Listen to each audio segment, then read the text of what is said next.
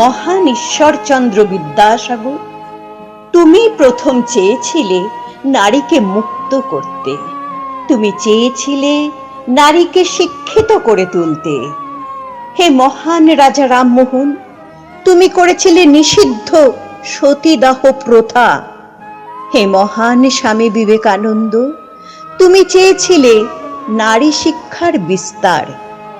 সীতা, সাবিত্রী, খনা, লীলাবতী ও গার্গীর মতো মহীয়সী নারীর আদর্শকে সামনে রেখে নারীর নৈতিক ও আধ্যাত্মিক আদর্শকে তুলে ধরতে চেয়েছিলে এই বৃহৎ সমাজে। এগিয়ে এসেছিলেন বেথুন সাহেব, এগিয়ে এসেছিলেন ভগিনী নিবেদিতা। রবীন্দ্রনাথ ঠাকুর তাঁর লেখনীর মাধ্যমে নারী শক্তিকে জাগিয়ে তুলেছেন একাধিকবার। আজ নারী আছেন মহাকাশে, নারী আছেন মা গঙ্গা হয়ে। নারী হলো জন্মদাত্রী, নারী প্রথম সংজ্ঞা। নারীর উলঙ্গ শরীর নাকি প্রলুব্ধ করে পুরুষকে, কিন্তু প্রকৃতি মাকে কেউ ঢাকতে পারেনি আজও সভ্যতার আবরণে। ন্যাংটো ছেলেটা জন্মেছিল, মা ঢেকেছে তাকে। হাজার কোটি পশু গাছ সবই উলঙ্গ এই পৃথিবীর বুকে। বর্বরতা, অসভ্যতা, নোংরামি, নিষ্ঠুরতায় তৈরি পোশাকে ডেকেছে এ সমাজ। কালিমা লিপ্ত করে উল্লাসে মেতেছে নরখাদক হিংস্র ধান্দাবাজ।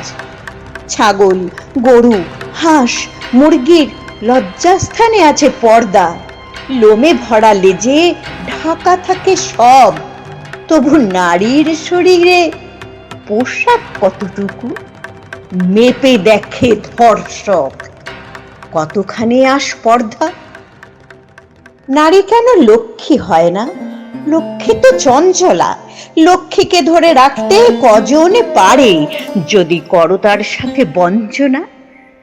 মাকে পাঠায় বৃদ্ধাশ্রমে, বয়স হলেই সে যে অবাঞ্ছিত। প্রতিবাদ করলেই তিলোত্তমা, তোমাকে করবে সমাজ নগ্ন।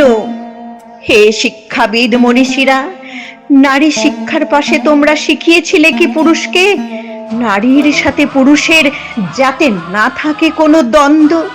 শেখাওনি তো।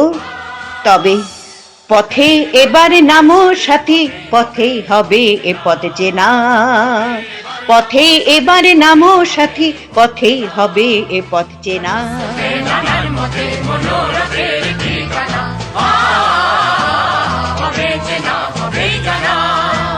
পথে এবার নামো সাথী, পথে হবে